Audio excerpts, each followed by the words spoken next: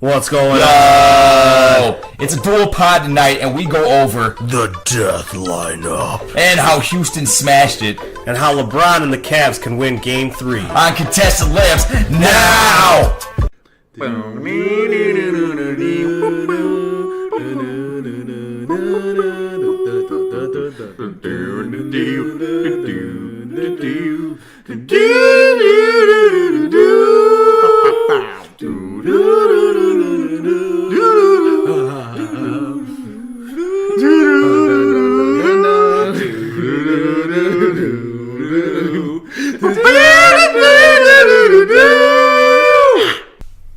Yo, what's up? Yo, what's going on? Yo, it's Eddie and Raul tonight. Two-man. Dual pod, OKC all day, let's go. episode number 35 of the Contested Layups podcast. Thank you for joining us tonight. Remember, you can find Contested Layups on Facebook and Instagram. Don't forget to check us out on YouTube by searching Contested Layups episodes for full episodes and more. Yeah. No real introductions tonight, man. It's just me and you. Yeah, no introductions, none needed. John, shout out to John, our fellow pod mate. John had surgery. He is recovering from a successful surgery. Yes, he is feeling good. Using a walker right now, but that's all right. Yep. John, feel better, man. We miss Feel you over better. here. You know, Yep. the other podcast suckers, whatever. Anyway, so let's begin talking about the Warriors and the Rockets. Game 2 happened on Wednesday night. Yes, it did. Rockets winning 127-105, blowing out Golden State. The death lineup that I had gloated about on previous podcasts for Golden State was terrible. The death lineup. Well, everyone at least minus 20 in that death lineup. Death lineup. The Rockets took it to him, man. James Harden led him with 27 points. Eric Gordon also with 27 off the bench. PJ Tucker, 22 points, a career playoff high, 5 threes for PJ. Everybody going off. Everyone going off for Houston. What do you think, man? Is this a change of this series? Is it a series now? I don't think so. No. I mean, kudos to the Rockets. I did say that I wanted them to win this next game. I thought that they were going to win this next game. Yeah. And they pretty much did everything that we said that they needed them to do. Yep. One interesting thing here is that Capella only had 5 points. I think that's really interesting that it kind of seems to me that they went away from the pick and roll with Capella, as Capella being their third main guy. Right. And really took it to Golden State and said, hey, you know what? We're going to try to outscore you. We're going to try to outshoot you. We're going to try to outrun you. And that's pretty much what they did. Yep. Pushed a lot in transition, which was lacking severely on the Warriors. Even I noted when we watched the game that James Harden's, or the Rockets' first points during Game 1 was James Harden ISO. Right. The first points for the Rockets in Game 2 was a run out and an assist from James Harden. Right. So that's just a different kind of mentality, different way to start the game that is going to be a lot more successful for the Rockets. Mm-hmm. If they want to give themselves the best chance against the Warriors, they need to get on runouts and attack the basket. Yep. And just try to just play their game. Rockets led by 14 at halftime. I think you're right that the Rockets really did play their game a lot better in this game. They got a lot of stops, it seemed. Golden State had 15 turnovers as a team, shooting 45% from the field.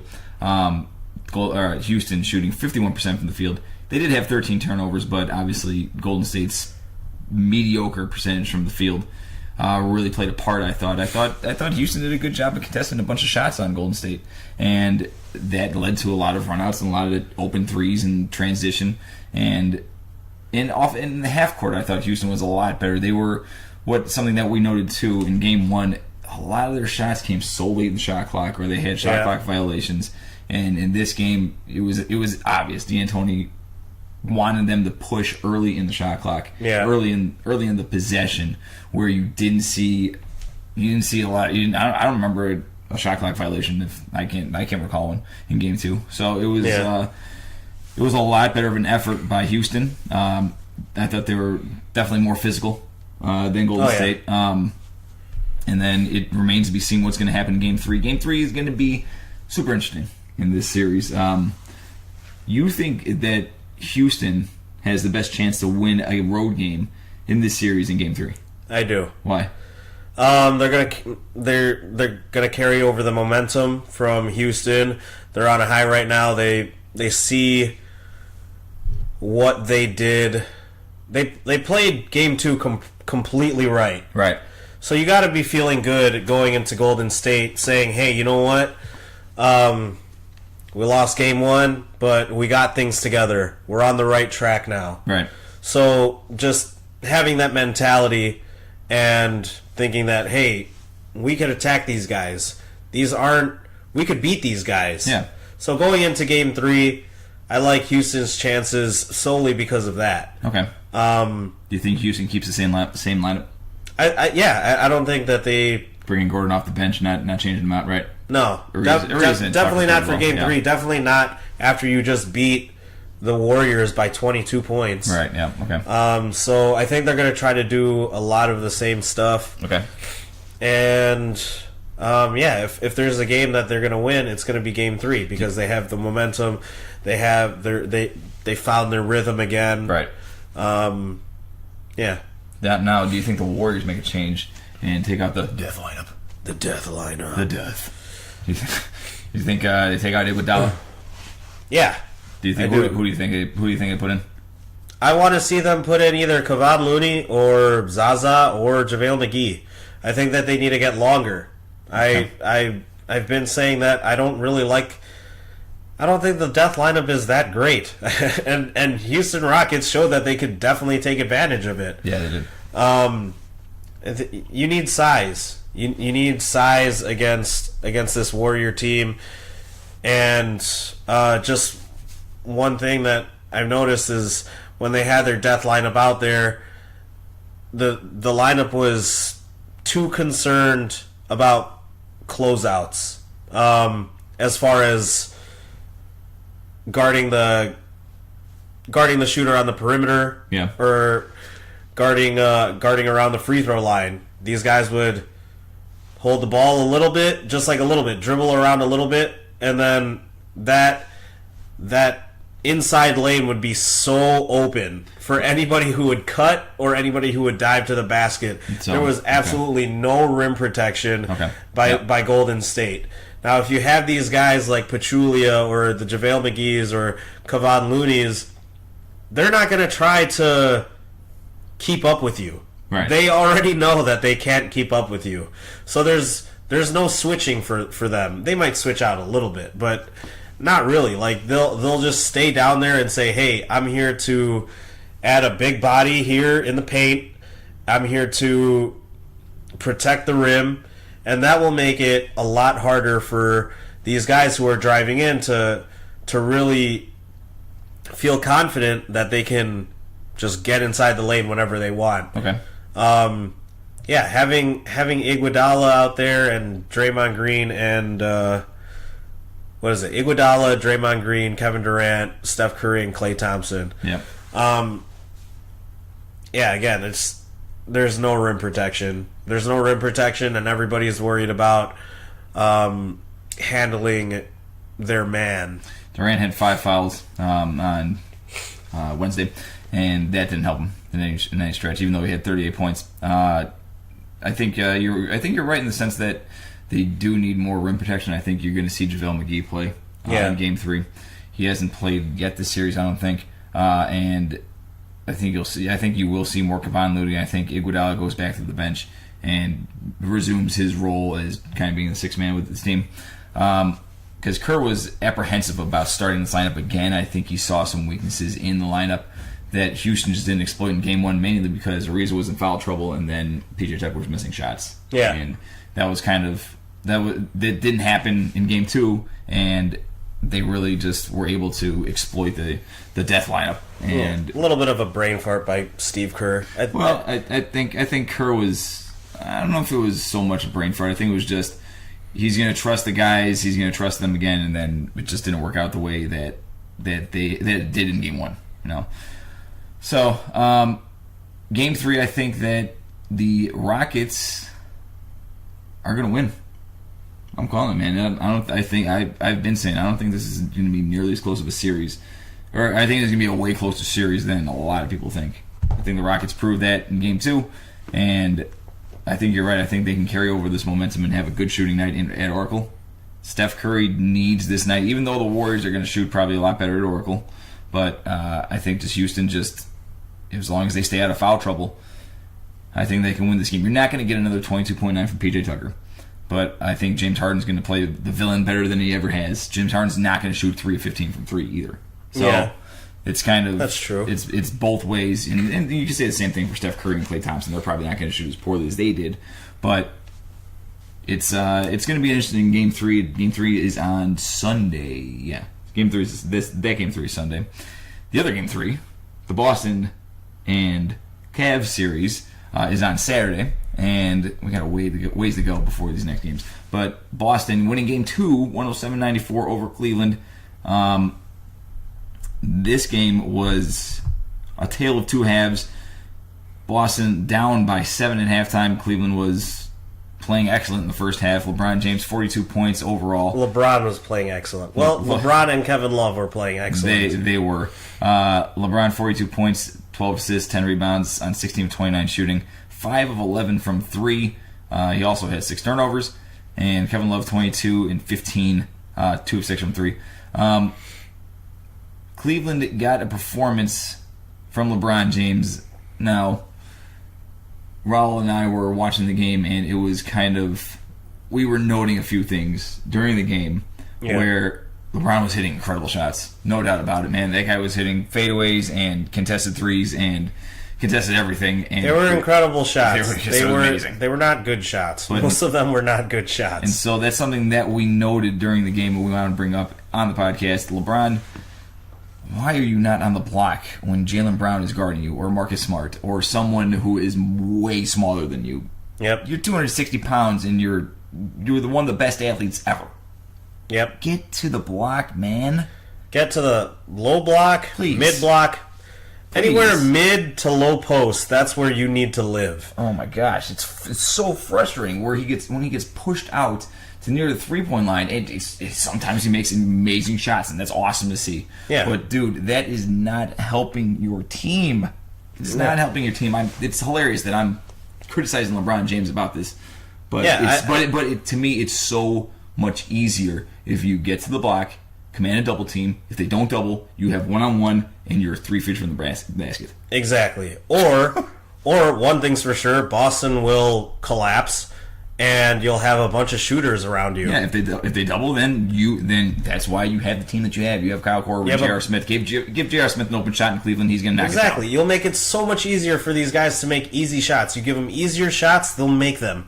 So if you get down on the low block, even mid block, definitely just stop going so high. I don't know why. Or wide. Yeah, I don't know why it's. Sometimes he's even high and wide. Mm-hmm. And I'm just like, what is the point of that? I don't understand. And you're trying to back this guy down from the high post and wide. From like the 3-point line. And I'm just like, what are you doing? Free throw line extended, 3-point line extended. You're going to post him up from the 3-point line? Doesn't make sense. No, it doesn't make sense. But yeah, so you get him down in the mid to low block, mid to low post. Yeah, you have so many more options. It's crazy, man. You first of all, obviously, LeBron is your best option. Yes. You'll have multiple ways of scoring if you're only 2 feet under the basket. Not even 2 to 10 feet. LeBron James should be a bucket every time. Yeah, exactly. You're LeBron James 2 to 10 feet. That's the easiest bucket for LeBron to make. Not only that, you get the Boston's defense to collapse. You open up so much space for shooters. Yep. Boston will have to come to that decision of, oh my God, do I have to close out or do I need to focus on LeBron? Right. And even if they do close out, then you have one of your big men diving to the basket. I think what if you go to the block, you take away one of Boston's best strengths, which is their perimeter defense. Exactly. They have excellent closeouts. They are so disciplined on their perimeter defense. The athletes that they have are way better than Cleveland's athletes. Yep. If I don't see a change in Cleveland in Game 3, if we don't see it's over. LeBron getting to the block right away, Cleveland's going to get swept. Yeah. It's over. Yeah. There's no way that definitely. they're not getting swept. Definitely. And I don't understand why LeBron and the Cavs are making it easy for Boston. Why are you standing around the perimeter so much? Why is LeBron constantly just walking up the ball from half court to the top of the key? That is where Boston thrives. If you're just gonna stand there with the ball and not make a quick decision, then Boston's gonna shut you down. That was the second half. That was the second half. I just don't get it. And that's how Boston won. Because not only do you allow Boston to just stand there in a defensive stance, and they are very good, as Eddie alluded to, that they are very good on perimeter defense. So not only do you have them playing at their best defense and giving them a situation that they want to be in, right, you also put your shooters in a worse position because they're just standing around waiting for you to make a move. Exactly. And you see this in the second half. In that Boston game, they wound up with 15 turnovers to Boston's 5. There you go. That's exactly what happened in this game, and that's the reason why. You hit it on the head, Raul. It's so stupid. I don't understand why LeBron just listen. You want to be the playmaker for your team? Great. We all expect that out of you. Right. We all expect that out of you. But the way to make the best plays for your team is clearly you being mid to low. Yep. Mid to low block. Yeah, like there's no I get maybe you want to be able to see the floor from the top of the key, but that's obviously not working, and it's not going to work. It's not going to work against Boston. It worked against Toronto. Yeah. Worked against Indiana to an extent. Not against Boston. Yeah, it's not going to work against Boston, dude. No. And let's give credit to Boston, too. They are playing their asses off. Every starter in double figures. Jaylen Brown leading the team with 23 points on 9 of 18 shooting. Hall of Famer Al Horford, 15 and 10, 0 personal fouls, 0 turnovers. Fantastic once again. Yep. And got pushed in the back and came back and schooled Kevin Love the next possession. Yep. Marcus Smart, one of the most unheralded and underrated players in the entire NBA, 11 points, 9 assists, 4 steals, 5 rebounds, plus 21 for Marcus frickin' Smart. Yep. If the Bulls, our favorite team here, sign that guy, I'd be so happy. Because that guy's on. The great thing about Marcus Smart is I even had him on my fantasy team just to throw it back to fantasy for just a moment. And for fantasy and in real life, there was a knock on Marcus Smart for a while during the regular season. His shooting was poor. His shooting, he made questionable decisions in late games. Yep. Didn't really seem like he was quite there yet, even though everybody wanted him to be there. Yeah. But he is showing you throughout this whole playoffs that he's ready. That he's been ready.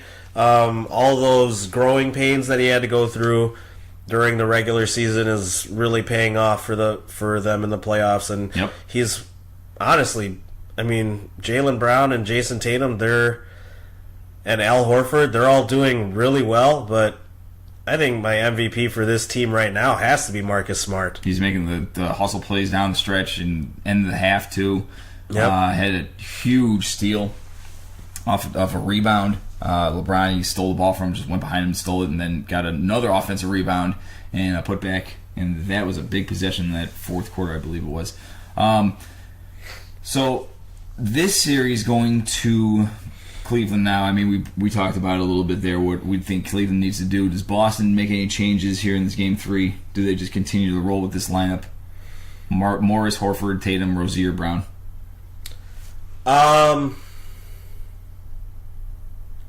For now. Yeah, I think you still stay with Smart off the bench. Same with Baines. Yeah, they're gonna start the same lineup, but depending on how it goes in Cleveland, I could definitely see Greg Monroe getting a lot more time. Aaron Baines getting a little bit more minutes. Monroe was pretty decent. I liked what I saw from Greg Monroe. Still doesn't move his feet well defensively, which we know. I think Cleveland will try to exploit that in the pick and roll like they did in Game 2. But I love how Baines has been playing this whole playoffs too. Yeah, He's been just a rock. Baines has been really good. Yep. So I think what we said, what Cleveland needs to do, that has to happen. I mean, it definitely all starts with that. But I definitely have a couple more points that they need to be doing and need to explore, and they need to try to explore exploiting some of these weaknesses. First, other than LeBron, obviously that's the main thing. He needs to be on the block. Right. But I need to see a lot more two-man game from Kevin Love and LeBron James. Okay. It's obvious to me that those are the only two guys that can really do anything on the Cavs. But remember, though, that when you go home, role players are going to play better. They will. For sure. Role players should do a lot better. J.R. Smith's going to hit jumpers. Yeah, exactly. But if I could get a lot more two-man game from Kevin Love and LeBron James, I think the Cavs can be a lot more successful, too. Okay. I think they could do. I think they'll be really successful with high pick and rolls, high pick and pops. Yeah. I think those would be really good. Have another guy maybe set like another like flare screen or something, just to get a couple guys like out of the way and free up LeBron and Kevin Love. You know what I would love to see actually would be really cool if LeBron set the screen on pick and roll. Yeah, exactly. That'd be pretty cool. Exactly. That'd be awesome actually. Yeah, I want to see. I could see that. Both of I could see that yeah. working really well. Yeah. I think that would be a huge thing for them if they exploit that. Yeah. Another thing is it comes down to LeBron, but also basically whoever on the Cavs is down in the post or any opportunity that you can to punish them. What I want to see is Cleveland get borderline excessively chippy. Oh yeah. Yeah. I want to see them get. They need to be. You need to get dirty. Yep. Because the Boston is like Tyrone Lue said. He said they're outgooning them. I mean, they really are though. It's not. Yeah. It's not a dirty goon, but Boston just being much more physical. Yeah. In a completely legal way. Yeah. And you see J.R. Smith pushing Al Horford in the back. Yeah, and exactly. That's frustration. Yeah. Trying to be a hard ass or something like that, dude. That's not how you play basketball. Yeah. Go ahead, continue. Yeah. I want to see Cleveland get their hands dirty a little bit. Be aggressive with them. Be physical with them. The difference between people like Kevin Love or LeBron James is that they've been through all these situations before. Right. They've been through every situation before to get to that championship. Right. And so if you get chippy with LeBron, if you get physical with LeBron, he'll do what he has to do because he's been there before. Right. He knows how to react to that. Right. More or less. That's something that these guys haven't been exposed to yet. Jason Tatum, Jaylen Brown. I have not seen one series where anybody has been really physical with these guys. That's right. Yep, I agree. And you know what? Maybe Jason Tatum and maybe Jaylen Brown rise to the occasion and they say, nah, screw that. We're still going to kill it. Okay. Yeah. But you don't know until you try. Right. And you need to try to exploit that. See if getting in their chest every time you're on the block or whatever, every time you're playing them, if you're roughing them up, getting into their ribs, just going at them all the time. Right. See if that kind of throws them off their game. Right. And if you could get them off rhythm, dude, you're in so much better position to win. Right. You're in so much better position because if these guys play like they're bothered, like, you know what, like, yo, what the hell? Like, why are you Why are you being so physical? Yeah, why are you being so physical with me? Like, don't do that. Like, that will throw you off mentally. So you need to try to get inside these guys' heads. Okay. Yeah. Do what you got to do. just see if you could just be a little more physical with them. I want to see everybody get more physical. Yeah, it's not just LeBron and Kevin Love. It's got to be Tristan Thompson. You got signed for being physical in 2016. That's why you got that contract extension, because you were physical as hell in that finals. Yeah. And you could say they almost won that finals because of Tristan Thompson. Yeah, exactly. And Kyrie.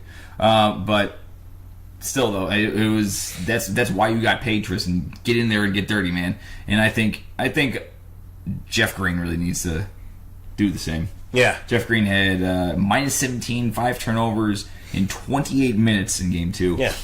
Not going to cut it, Jeff. Don't stop relying on your streaky jumper and get physical. Yeah. Man. Start going at him. Start being aggressive towards the basket. This is a great time for Larry Nance to get a couple meaningful baskets. Right. Just, I'm diving to the basket. If you want to try to jump in front of me, go ahead. I'll probably get the foul. You need to try to get these guys in foul trouble. Yeah, or you'll get dunked on. Right. So, this is a great time for that. Right. Larry Nance, start diving to the basket every time. Late dives, whatever. Yep. Yeah. Rodney Hood, now's the perfect time to show that you're not just some guy who stands on the corner all the time, just waiting to shoot a three. Or to drive the mid-range to the elbow. Yeah, exactly.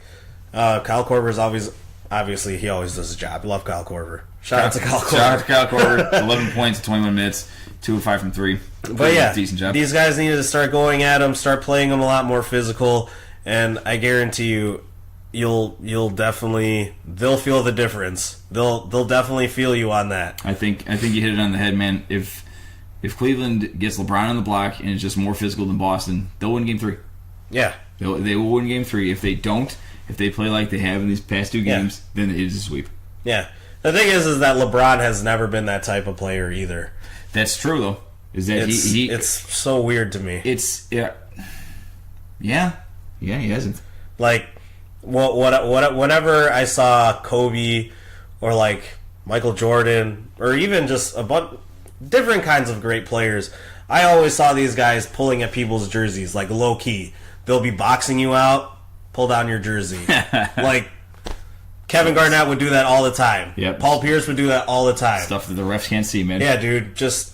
And it's weird to me that LeBron doesn't do that type of stuff, because in my mind I was like, that's kind of dirty, but hey, you want to be great, you want to win, gotta do what you gotta do, man. Do what you gotta do. Yep. All right, and speaking of teams that, not really speaking of anything, the next thing on our list is the NBA draft lottery was decided on Tuesday. Our beloved Bulls got completely screwed. But I don't know what happened. Man, it's ridiculous. We'll go through the top 10 picks here. Suns got the first pick. The Kings got the second pick somehow. The Hawks 3, Grizzlies 4, Mavericks 5, Magic 6, Bulls 7, Cavs 8, which is great. Knicks 9, and 76ers 10. The Bulls got screwed because earlier, after the season ended, the Bulls they won the coin flip with the Kings. They had the same records, and the Bulls got the odds. They have the 6th best odds. The Kings had the 7th best odds, and the Kings get the number 2 pick, which is so stupid. So, I don't know. Like when that happened, I was like, oh, okay, good. At least worst comes to worst, Bulls will probably get the 6th pick. Yep. But nope. but no, you get 7. I mean, it's not that bad of a loss. 1 pick from what you're supposed to get, but still, if the Bulls lose that coin flip, they get the 2nd pick. Yeah. So, anyway, though, we'll admit on the Contested Layups podcast, we have not done our homework on the draft yet. We will, though. We will, and we always do. We have seen some guys that we like for the Bulls. We're just going to really talk about the Bulls, I think, in the 7th pick here. Yeah. I personally think that the Bulls are going to take a player like Mikal Bridges from Villanova, mainly because it's John Paxson's what he's done his entire GM life, where he takes a guy who kind of fills a need and is from a winning program. Now, Paxson has gone on record saying that he's going to take a player that's the best available, regardless of position, which I love hearing about that. Yeah. I do think, though, it is imperative that he does. I think it's really important that he does that, but I think his MO is to take a player from a winning program. It's kind of hard to say. There are a lot of players from winning programs here. Mohamed Bamba came from Texas. They were also in the first round of the tournament this year. Same with Trae Young from Oklahoma, also in the first round of the tournament. Alabama, Colin Sexton from Alabama. Also, I think they lost in the second round. But still, none of these players. Michael Porter Jr. lost in the first round. Played 3 games in the season. Played for Missouri this year. So it's going to be interesting to see who the Bulls take. But we'll see what happens. Again, not too much. Man, I just don't get a point guard. I don't think they will. Yeah, don't get a point guard. Unless Doncic is there, you know what? I'm completely down for a 6'8" point guard. That's the only, like, if you're a unicorn, you try to get the unicorn, right? 6'8" point guard sounds good to me. Other than that, nah. Mohamed Bamba from Texas, though, even though we kind of not really just trashed him, but Mohamed Bamba, 7 foot. Shot blocker, has a 7'9" wingspan. Yeah, that's pretty crazy. The largest ever measured at the NBA Draft Combine, by the way. That is nuts. I think he is going to soar up in the draft boards. He could be a candidate for number 1, actually. I wouldn't be surprised. Yeah. Just because of that and the fact that he's so raw, but he's so good defensively. When you get a player who can really be a game changer defensively, the NBA likes to trust that their scouts and their coaches will... Or not scouts, but their coaches will be able to, fix them offensively and teach them the offensive game. Yeah, I think he definitely goes top 3. I don't think there's any way that, Bamba is a little more raw than Ayton, and Ayton he's got a 7'5" wingspan versus Bamba's 7'9", and he's more skilled. Yeah. So I don't think that Bamba takes that number 1 spot. I think Ayton gets taken by Phoenix just because he went to Arizona. And that's kind of local connection to an extent. Yeah, similar like. And they really need they really need to get going. They already have enough talent to try to work in. So the more that you can get a little bit more polished player, the better. Right. So that you don't have to waste even more time just being like, oh man, another guy. Yeah. Another guy didn't work out. We already tried with Marquise Chris. We're trying. The lovely thing about the draft lottery that the Cavs get the number 8 pick, and that trade for Kyrie is kind of looking worse by the day. Yeah. Especially as they're losing right now, even if Kyrie is healthy, but whatever. So the Cavs get the 8 pick, the Sixers get the 10 pick, getting to add more talent to that already loaded roster. That'll be interesting. We'll see what happens there. But, yeah, with the draft, we just kind of wanted to go over that just a little bit. Just kind of bring it up. I want to see the Bulls take either a small forward or if you can get one of these more talented centers. Yeah. Like John said earlier, he likes Wendell Carter. He does. I'm down for Wendell Carter, too. If you can get... who else do we got here? It's going to be hard, though. I think Wendell Carter's probably the only one that's really going to drop that we could probably get. Right. But other than that, there's definitely a need for a small forward. Yeah, there is on that team. There's a huge need for that, and if it's between Michael Porter Jr. and Michael Bridges, I'm gonna have to agree with Eddie. The Bulls probably will take Mikal Bridges just because that's what they've done. Michael Porter Jr. is really enticing, where that guy was the number 1 player in high school. Porter's been in and out of Bulls games for the past 3 months. I know, yes, So, especially at the end of the season. I mean, I don't know what's going on there, but I guess the guy's a real big Bulls fan, which is pretty cool. But again, Lauri Markkanen was kind of a 1-year guy where Arizona didn't make it deep in the tournament when he was there, but it was kind of, he's a freshman and the Bulls traded for him, and then this guy's the key to their rebuild. So maybe Paxton's changed his tune. We'll see. If Paxton's more willing to take a talent like Porter, if he's there somehow, then that'd be pretty cool. But based on what he's done his entire GM life, he's probably going to take a player like Mikal Bridges, who's a little bit on the down, not as talented, not as high of a ceiling as Porter or Bamba or one of these other guys. But again, we'll see what happens. So I think there's a lot of faith in the roster that we have right now. True. As far as how Paxton feels about him. Right. I think the guys that we have right now. Yeah, he's very confident in them. Yeah. But we got a lot of time to go over that draft stuff, especially when the NBA finals are on, and that'll be probably a week after the finals end. So we'll go over our draft coverage, and we'll break that down to you in the coming podcasts. But other than that, man, what do you think? You want to wrap up? Yeah, why not? All right, man. We're wrapping up here on this dual pod tonight. Final thoughts, Raul. Quick podcast for you guys. What you got, man? My final thought is, can we please put an end to the ridiculous trade rumors that are going around? which one in oh particular? My goodness. Which one in particular? All of them. Saw one the other day. Should the Bulls trade all of their young talent for DeMarcus Cousins? I saw that too. Oh, dude, my God. Stop. Pretty much all the Kawhi Leonard scenarios, those are all ridiculous. Saw one about Gordon Hayward and a pick for Kawhi Leonard. Just like, and the nerve of the Post said the deal is approved and will be approved in the summer. No, that's not how it works. Oh boy, that's not how it works, guys. This guys with time on their hands, like, just, come on. Hopefully, it's not people who listen to this podcast who are posting those things. Yeah, please don't. Just relax. I know you guys are all excited for the free agents coming around, and we here at Contested Layups, we're excited too. Right.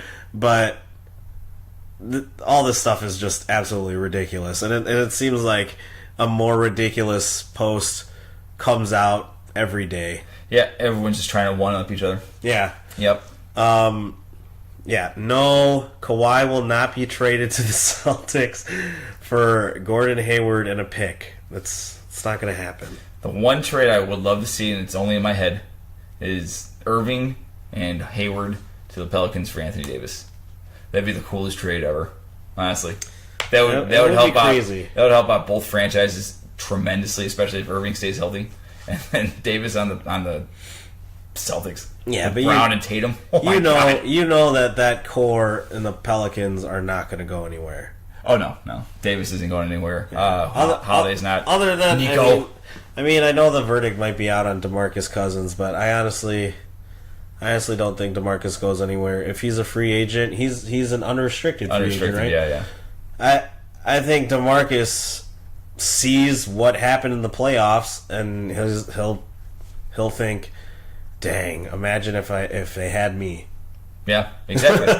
I don't think that he's willing to go to somewhere like the Bulls and be like, oh man, to start over again. No, that's not how NBA free agents think. I'm gonna make that my final thought too.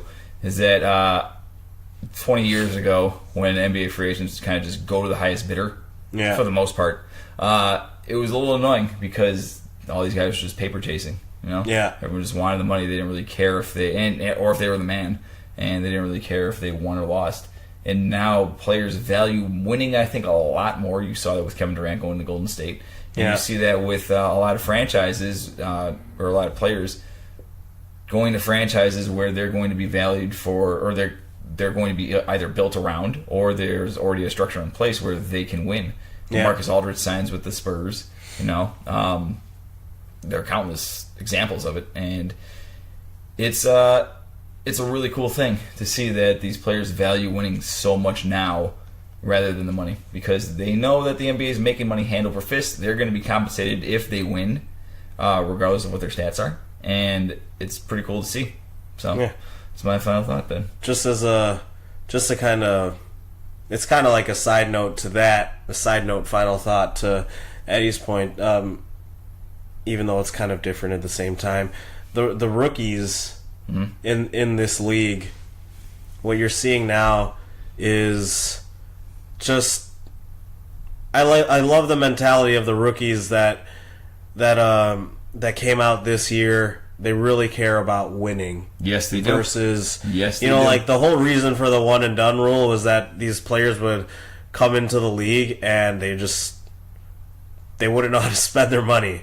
Right. They wouldn't know how to spend their money. They wouldn't know what to do.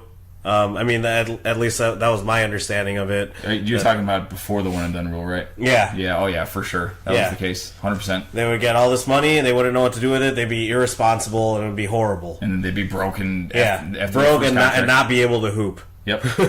Because they didn't know what was going on. Now you have this this new class of player, of these rookies that really just don't even really care about that much. Yep. They're all about just being the best, and they want to win. Even somebody as flashy as Joel Embiid. You know, I think you're right. You're definitely right in that sense, and I think that comes from LeBron. I think LeBron saw it as being drafted number one as an opportunity to make his whole life as great as he wanted to be. I mean, he's one of the best athletes ever, but still, though, he put in the work and valued winning more than just being rich. Yeah. And I think even though the one and done rule definitely helped out a lot, I think LeBron set the precedence, and then the one and done rule forced everyone to kind of calm down, go into college, and then they learned how to manage the money. You're right. Yeah. All right. Thank you for listening to Contested Layups tonight. Remember, you can find us on Facebook and Instagram. Don't forget to check us out on YouTube by searching Contested Layups episodes for full episodes and more. Oh, it's always hard on the last one. The last one. Real quick though, I want to shout out AJ on Instagram. Thanks for the love, dude. Thanks for the support. Yeah. Awesome. Cool. We hope you have a great weekend, and thanks for listening to this Dual Pod. Goodbye. See ya.